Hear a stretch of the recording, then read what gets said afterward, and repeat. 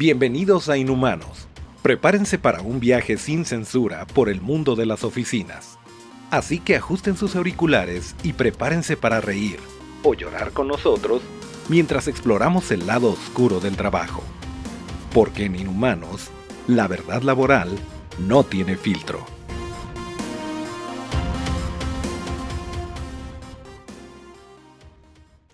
Bienvenidos a Inhumanos, los saluda Yolanda Parra y híjole, no saben lo que les traemos porque vamos a comenzar esta sección de líderes legendarios donde vamos a analizar las historias de liderazgo de aquellas personas que han dejado huella en negocios, organizaciones y sobre todo en la vida de los demás para que aprendamos de ellas.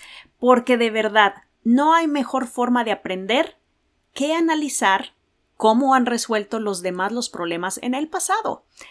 Y miren, yo sé que a muchos no les va a encantar a quien les traigo hoy porque era una millonaria de nacimiento, pero permítanme contar la historia. Hoy vamos a hablar de Katharine Graham, mejor conocida como Kay Graham, y quiero por favor que abran sus mentes. Ella fue la primera mujer en la historia en estar a cargo de una compañía Fortune 500. Eso significa que fue la primera líder de una empresa grandototota y exitosota, ¿verdad? Para no irnos tan lejos. Vamos a comenzar hablando de heredera que nadie veía como líder. ¿Cómo les digo? Ella no fue una mujer pobre, sin embargo su liderazgo sí lo hizo ella sola. Y les voy a contar por qué. Kay Graham nació en 1917 en Nueva York en una familia muy rica, muy culta y como todas, disfuncionales. Su papá tenía de nombre Eugene Meyer. ¿Por qué le decimos a ella Kay Graham? Bueno, porque se casó y tomó el apellido de su esposo. Él era un financiero súper importante y su mamá era una mujer intelectual metidísima en el arte y la política. Y era una mujer perfecta, que le gustaba la perfección. Imagínense ser hija de una mujer así. Yo sé que muchas de ustedes y muchos de ustedes tienen mamás que buscan la perfección en sus hijos y bueno, ya desde ahí sabemos la carga que tenía. Bueno, Kay Graham sí estudió, sí tuvo estudios universitarios y desde muy chica le gustó trabajar en la edición del periódico colegial y después de eso trabajó en algunos periódicos. Sin embargo, ¿qué es lo que pasa aquí? Su papá, en un momento, decide adquirir el Washington Post. Sí, el periódico The Post, que es conocido ahora como The Post, que es uno de los más grandes de Estados Unidos. Y este señor, Eugene, lo adquirió en 1933, cuando el periódico estaba prácticamente quebrado. Y el nombre era The Washington Post. Por fuera, la vida de Kay era perfecta. Dinero, conexiones, apellidos, pero por dentro ella describió en sus memorias una infancia llena de inseguridades y distancia emocional. Una sensación de no soy suficiente. ¿Por qué es importante decirles esto? Porque ya se imaginarán cómo crece alguien que no se siente suficiente. ¿Introvertida? ¿Seria? Sí. Y vamos a platicar un poquito.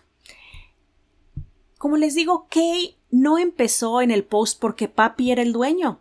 Déjenme les digo qué pasó. Ella desde antes de que su papá comprara el Post, ella ya trabajaba en el periódico escolar en su primera escuela. En el colegio también participó en el diario de la universidad. Y en la Universidad de Chicago ayudó a un corresponsal a cubrir una huelga en Republic Steel. Esto se va a volver interesante en unos segunditos. Ella tuvo un trabajo de verano además en el Mount Vernon Argus, donde publicó notas firmadas también. Y bueno, ya en contacto con el Post, con el The Washington Post, les puedo decir que su primer trabajo fue como la mensajera, la copy boy, la que sacaba las copias en la sección de mujeres, porque estaba separado y tenía 17 años. O sea, literalmente llevaba recados, papeles, hacía recortes, movía las cosas, pero bueno, a ella le gustaba estar ahí. Cuando se graduó de la universidad, en 1938, en lugar de irse a trabajar con su papá, se fue a trabajar como reportera al San Francisco News, cubriendo una huelga, que es la que les digo, de estibadores en los muelles. ¿Por qué se vuelve importante? Aguanten. Entonces, después de que se vuelve reportera en 1938, entonces regresa a Washington y entró formalmente al Washington Post en la empresa de su papá y trabajó en el área editorial y en la circulación del Sunday Post, o sea, lo que lanzaban los domingos. Entonces, antes de ser la dueña, ella ya había sido una alumna de redacción escolar, ya había sido la chica de las copias, ya había sido reportera, ya había trabajado en otros lugares. Ahora, en 1940, ella se casa con Philip Graham, un abogado brillante que era clerk de la Corte Suprema. O sea, este señor era brillante, pero era un abogado. Sin embargo, 6 años después, en 1946, el papá de Kay Graham dice, ya estoy grande, ya me voy a jubilar, ya no quiero estar a cargo del Washington Post, así que se lo voy a dejar, adivinen a quién. A su yerno, se lo dejó al esposo de Kay Graham. Vámonos, ¿cómo la ven?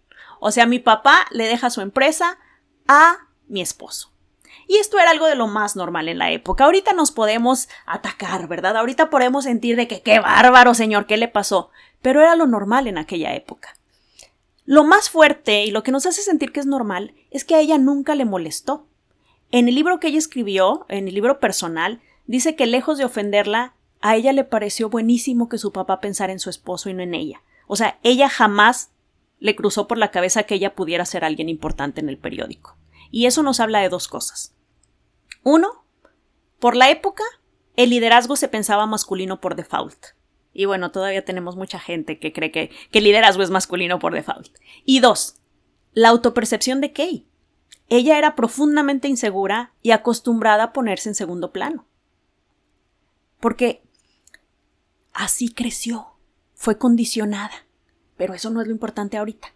Bueno, durante 2 décadas en las que su esposo figuró como el publisher, o sea, el que tenía el control de The Washington Post, ella se dedicaba a criar a sus 4 hijos, a tener una vida social con las élites políticas y diplomáticas de Washington y sí hacía trabajo intermitente en el Post, editorial y de circulación. Sin embargo, era la esposa de, ¿saben? Era la esposa del dueño. Y ahí podría haberse quedado. Sin embargo, ¿qué pasó? En 1963, Philip, el esposo de Kay, se suicida, después de luchar muchos años contra una enfermedad mental. Y de pronto, todo el mundo dice, ¿quién va a ser el nuevo dueño? ¿Quién va a tener el control del The Washington Post? Entonces, ella pasa de ser la señora Graham a estar legalmente al mando de la compañía. 3 semanas después del suicidio de su esposo, ella decide tomar el control del Washington Post. Ella sentía que no sabía lo suficiente, que no tenía autoridad real, que todos los hombres dudaban de ella y, para ser justos, ella también dudaba de ella misma. Y aquí empieza lo interesante para hablar de liderazgo real. No era la típica figura segura de sí desde niña, no tenía esa personalidad, no era arrogante, ni siquiera era arrogante considerando que era la hija del dueño y después la esposa del dueño. No tenía modelos femeninos en ese nivel. No había nadie que la inspirara y que dijera, quiero ser como mi tía Lupita, ¿verdad? No existía eso. Ella tenía que aprender rápido y en público, delante de todo el mundo, porque para cuando su esposo fallece, el Washington Post era uno de los mejores periódicos del país. Entonces, ¿cómo le hace Kay Graham? ¿Cómo aprende a mandar sin dejar de ser introvertida? Porque déjenme decirles a ustedes algo. La introversión no es un defecto, pero tampoco es algo que se puede cambiar. Entonces, vas a seguir siendo introvertida en un universo donde estaban acostumbrados, y todavía muchos líderes están acostumbrados, a que los líderes son extrovertidos, sociales, conectan, irradian energía, y ella no tenía nada de eso. Entonces, Kay se forma como líder sobre la marcha. ¿Qué le dio el ser introvertida? Que no digo que los extrovertidos no lo tengan, pero los introvertidos lo tienen casi por default. Lo primero, se sentó a escuchar de verdad a periodistas y editores, escuchar sus ideas, aprendió de gente con experiencia en negocios y buscó un mentor. Y ese mentor fue nada más y nada menos que Warren Buffett, que entra como accionista y consejero en los 70s a The Washington Post. Buffett veía en ello algo que ella no se creía. Él vio que ella fue mucho más fuerte de lo que ella pensaba que era. Y decía, nomás necesita que se lo recuerden. Ella no sabe lo fuerte que es. Y yo, a este punto de la historia, amigos, y leyendo todo lo que he leído de ella, sí, era una mujer de hierro. Su estilo personal siguió siendo reservado, más bien tímido. Muchos libros sobre liderazgo introvertido, que es en lo que me quiero enfocar y me he estado enfocando últimamente, amigos, la citan directamente como ejemplo de líder tranquila, reflexiva, que dirige desde la solidez interior, no desde el show. Y es que el hecho de que seas tranquilito no quita que seas duro, amigos. No quita que seas duro. Uno no necesita hablar con gritos para dar órdenes duras. ¡Ay, qué bonito! Vamos a ver a qué se enfrenta ella. ¿A qué se enfrenta en octubre de 1975?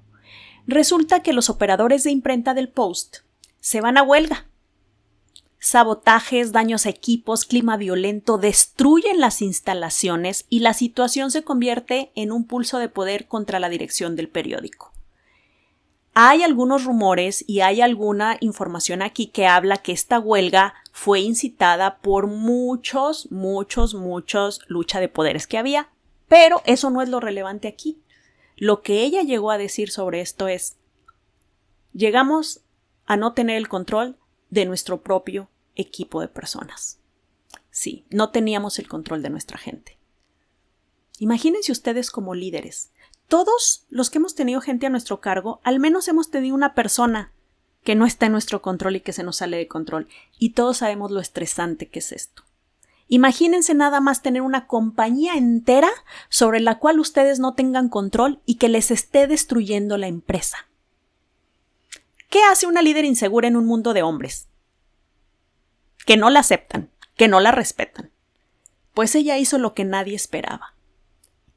Les presentó una oferta final y la rechazaron, amigos, la rechazaron. Yo en este punto no les puedo decir si la oferta fue justa o no, pero una oferta final significa que el líder está aceptando dar, si no es que lo que piden, algo muy cercano a lo que piden en la huelga. Pero presentó la oferta final. Cuando le rechazaron, todos los que estaban en huelga, ella contrató personal de reemplazo fuera del sindicato y se apoyó en otros gremios que deciden, pues, ayudarle y mantener el periódico en circulación. Sí, empezó a imprimir su periódico con ayuda de otras compañías y así logró tener el periódico en circulación aún cuando estaban en huelga. Estamos hablando de alguien que aún con miedo no se dejó doblar. ¿Y por qué sé que tenía miedo? Hay muchos papers, muchas historias, pero hay muchas entrevistas de ella donde habla acerca de lo que sentía, donde habla acerca de cómo no podía dormir por el miedo a las decisiones que tenía que tomar. Y algo muy importante, nunca echó a nadie por delante. Ella siempre se puso por delante defendiendo a todo su equipo y diciendo las decisiones finales las tomé yo. Vámonos a una crisis número 2. Y seguramente muchos de ustedes son expertos en este tema, que son los papeles del Pentágono. Cuando le dices que no al presidente de Estados Unidos. 4 años antes de esta huelga que les comenté, llegó un dilema que es conocido como The Pentagon Papers, que eran los documentos secretos sobre la guerra de Vietnam que demostraban que el gobierno había mentido durante años.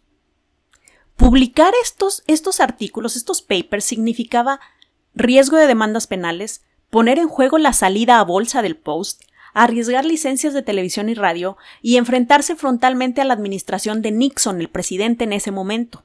Obviamente, publicarlo significaba la posibilidad de acabar no solo con tu negocio, sino con tu vida. Todos los abogados le dijeron a Kay Graham que no publicara. Los periodistas de ella le decimos, lo tenemos que hacer. Y ella tuvo que tomar una decisión. ¿Y qué creen que pasó? Pues ya saben, si no, no estaríamos hablando de ella, ¿verdad? Ella decidió publicar los Pentagon Papers. Y lo dijo así: fue mi decisión. Teníamos que hacerlo. Porque la única forma de mantener nuestro derecho a publicar es publicando. Eso no es solo valentía, amigos. Esa es una forma de entender el poder. Para mantener el poder tienes que ejercer el poder. Si renuncias a ejercerlo cuando de verdad importa, lo pierdes para siempre. Si ella no hubiera aceptado publicar esos papers cuando todos en el periódico y todos sus reporteros sabían que ella lo pudo haber hecho, entonces sí, nadie la hubiera respetado. Ni ella misma a ella misma. Porque al rato les voy a hablar de su perfil de liderazgo. Integridad. Bueno, esto hizo, amigos, que imagínense que su líder haga eso. Imagínense que su líder decida ir contra algo que lo puede poner en riesgo de poner todo solo por mantener la integridad y el derecho que nos corresponde de la libre expresión. Claro que lo vamos a respetar. No hay muchos líderes así. No hay muchos líderes así. Entonces, ¿qué tipo de líder era Kay Graham? A mí me gusta mucho hablar de los estilos de personalidad y les he recomendado aquí que se vayan a hacer el test de 16 personalidades. Incluso les he pasado la liga. Pueden googlar 16 personalidades, que es la prueba del MBTI, donde nos va a decir qué estilo de personalidad tenemos. Nunca se publicó un test hecho por ella, pero sí hay análisis contemporáneos y comunidades que la tipifican a ella como logista. Esto significa que tiene un tipo, para aquellos que son expertos, que es ISTJ, que significa introvertida, sensorial, lógica y estructurada. Después le voy a hablar un poquito más de esto, pero la clave aquí es que nos habla de un líder que uno normalmente no crece con esa idea de líder. Durante mucho tiempo y sobre todo millennials y older y generaciones más grandes nos hacen pensar que para ser un líder tienes que ser despierto, activo, hablador, carismático, alegre y tener muchísima energía. Yo crecí así, amigos. Yo era una persona totalmente introvertida y un día decidí que así no iba a crecer porque el mundo me decía todo lo opuesto. El mundo me decía, los introvertidos no entran como líderes. Y cada cosa que yo veía me decían, es que eres tímida, es que te falta energía, es que no hablas con fuerza. Y bueno, yo decidí transformarme en la persona que ustedes han podido ver que soy a partir de ahora, pero yo sigo sintiendo como una persona introvertida. Me esfuerzo demasiado para ser extrovertida. Y últimamente es donde he sentido que hay lugar para los introvertidos. Y no solamente para los introvertidos, para los neurodivergentes. Pero esa es otra historia. ¿Cómo encaja Kay Graham con ser introvertida? Lo primero, prefería escuchar, observar y procesar. No era la que más hablaba en la sala. De hecho, ella llegaba y no hablaba. Y aparte no la dejaban hablar. Aunque era la dueña, la dejaban en una silla que no era la del dueño. Entonces, no le molestaba, los escuchaba hablar, procesaba la información y luego tomaba decisiones. Sí tenía inseguridad al inicio y sí tenía un perfil bajo, que son los típicos de un liderazgo silencioso. ¿Cómo podemos decir que ella tenía orientación a datos y a la realidad? Ella tomó decisiones difíciles basadas en análisis de contexto, no solo en su instinto, en la huelga, en los reemplazos, en las consecuencias legales de los Pentagon Papers. Ella sí analizó mucha información y sobre todo consecuencias futuras. Ahora, ¿por qué decimos que era lógica? Porque ella tenía estructura y sentido del deber. Ella veía el liderazgo como responsabilidad. Ella nunca se sintió privilegiada por tomar el rol de ser la publisher de The Washington Post. Ella lo veía como una responsabilidad. Y eso es algo muy bueno. Ella sabía que podía hacer mucho daño rechazando el poder o usándolo mal. Y sobre todo, algo que tenía ella, y ustedes la pueden ver a mí me gusta sobre todo ver las entrevistas de YouTube porque es ella, pero las películas que hay de ella son muy buenas. Ustedes pueden ver que ella tenía una vulnerabilidad consciente. Ella sabía que dudaba. Ella sabía que venía de una educación que no la preparó para ser un líder y nunca intentó tapar eso con una máscara de falsa seguridad. Lo trabajó, pero nunca fingió ser lo que no era. Número 2. Ella tenía valentía ética. cuando tuvo que elegir entre quedar bien con el poder, entre quedar bien con el hombre más poderoso del mundo, que era el presidente, o defender el rol de la prensa, eligió la prensa y lo hizo sabiendo exactamente lo que podía perder. Otra cosa, pragmatismo duro pero claro. En la huelga, su decisión de contratar personal de reemplazo no fue bonita, pero fue consistente con su responsabilidad, mantener vivo el medio y el empleo del resto. Porque los que estaban en huelga eran una parte de sus empleados. También tenía que ver por los demás. Y número 4, construcción de talento y reputación. Apostó por editores como Ben Bradley, respaldó a reporteros como Woodward y Bernstein en Watergate, que ustedes pueden buscar acerca de estas aventuras, y se dejó asesorar en negocios por su mentor, por Warren Buffett. Entonces, híjole, esto es de libro, amigos, lo que tenemos que hacer cuando queremos convertirnos en líderes. Primero, identificar nuestro estilo. Segundo, aceptar que tenemos la responsabilidad de gente a nuestro cargo y poner siempre nosotros la cara y no decir fue mi gente. Tercero, buscar un mentor. Y cuarto, mejorar constantemente. Ella fue mejorando su liderazgo. Ella no le gustaba hablar y un día se dio cuenta que tenía que hablar. No le gustaba dirigir y un día se dio cuenta que tenía que dirigir y dirigir duramente. Estos 4 pasos son como que la guía de bolsillo para convertirse en un buen líder. ¿Por qué Kay Graham es una líder legendaria aquí en Inhumanos? Bueno, en el mundo, ¿verdad? Pero bueno, estamos hablando de este podcast, de este humilde podcast. Si lo queremos resumir, creció sintiéndose invisible en su propia familia y empresa. No era la más bonita, no era la más inteligente, no era la más astuta. Nunca sintió que estuvo al nivel de las expectativas de su madre, según lo que aparece en la información de ella. Se formó trabajando en periódicos escolares mucho antes de ser la dueña, no le tenía miedo al trabajo. No intentó llegar a una posición de poder nada más porque era la hija del dueño. La pasaron por encima cuando eligieron a su esposo como heredero y no a ella, y ni siquiera lo cuestionó hasta que la vida lo puso en el asiento del conductor, ¿verdad? Llegó sin entrenamiento, cargando inseguridad real, no fingida. Amigos, todavía en estas épocas sabemos personas que no queremos aplicar una posición porque sentimos que una de las cosas que pusieron ahí no la cumplimos. Imagínense ella que sentía que no cumplía ninguna de las cosas para ser el publisher de The Washington Post. Aún así, cuando le tocó decidir entre comodidad y principios, eligió principios. No era carismática de escenario, era una líder introvertida que aprendió a usar su voz cuando más se necesitaba. Y justo esto es lo que llamamos liderazgo legendario.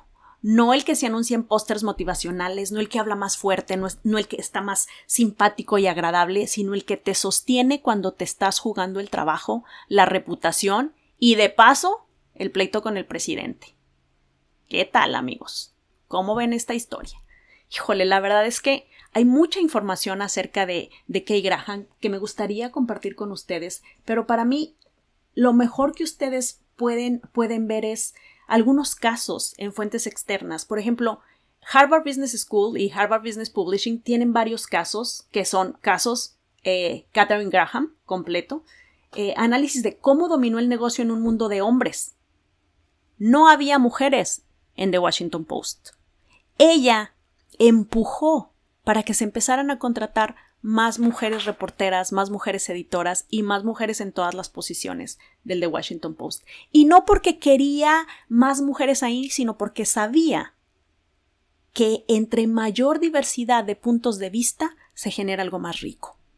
Y eso fue increíble. Mujeres, si ustedes están en el poder, acuérdense de ayudar a otras mujeres a subir, no porque seamos mujeres, sino porque el mundo es mejor teniendo puntos de vista diferentes. Por eso la diversidad se abre en las empresas, porque nos sirve tener otros puntos de vista, no nada más los que tenemos ya